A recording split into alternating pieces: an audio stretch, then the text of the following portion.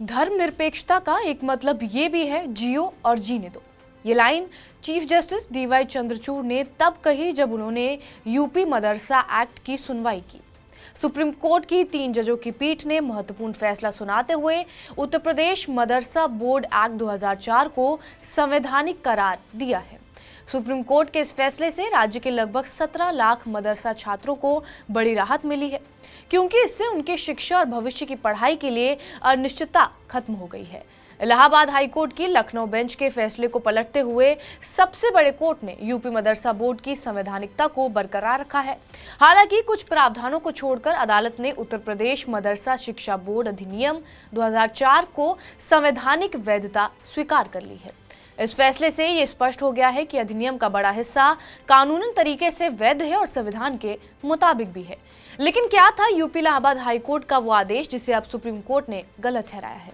दरअसल अंशुमान सिंह राठौड़ नामक एक व्यक्ति ने मदरसा बोर्ड कानून को लेकर इलाहाबाद हाईकोर्ट में याचिका दाखिल की थी।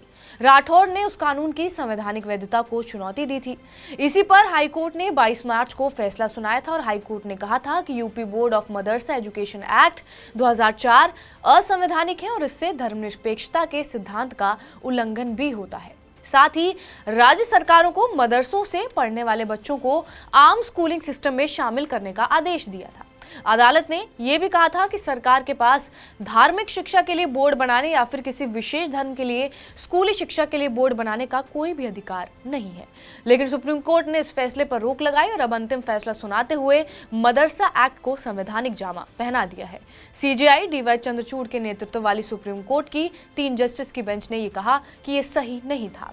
अब ये भी जान लीजिए कि मदरसा कानून क्या है। उत्तर प्रदेश में मदरसा शिक्षा को सही तरीके से चलाने के मकसद से 2004 में एक विशेष कानून बनाया गया था, जिसे यूपी मदरसा बोर्ड अधिनियम के नाम से जाना जाता है। इस कानून के तहत उत्तर प्रदेश मदरसा बोर्ड की स्थापना की गई, जिसका मुख्य उद्देश्य राज्य में संचालित मदरसों की शिक्षा को प्रबंधित और उनको नियोजित करना है। इस अधिनियम में अरबी, उर्दू, फारसी, इस्लामिक स्टडीज, तिब यानी कि पारंपरिक चिकित्सा और दर्शन शास्त्र जैसी पारंपरिक इस्लामिक शिक्षा को स्पष्ट रूप से बताया गया है। उत्तर प्रदेश में हाल ही की बात की जाए तो करीब 25,000 मदरसे हैं, जिनमें से लगभग 16,000 मदरसों को यूपी मदरसा बोर्ड से मान्यता मिली हुई है। इसके अलावा लगभग 8,500 मदरसे ऐसे भी हैं जिन्हें अब तक मदरसा बोर्ड की मान्यता नहीं मिली है। मदरसा बोर्ड उच्च शिक्षा के लेवल पर कामिल नाम से अंडर ग्रेजुएशन की डिग्री देता है और फाजिल नाम से पोस्ट ग्रेजुएशन की डिग्री देता है। बहरहाल आपका इस वीडियो पर क्या कुछ कहना है हमें कमेंट बॉक्स में जरूर बताएं। बाकी देश और दुनिया की तमाम बड़ी खबरों के लिए बने रहिए हमारे साथ TV9 डिजिटल पर।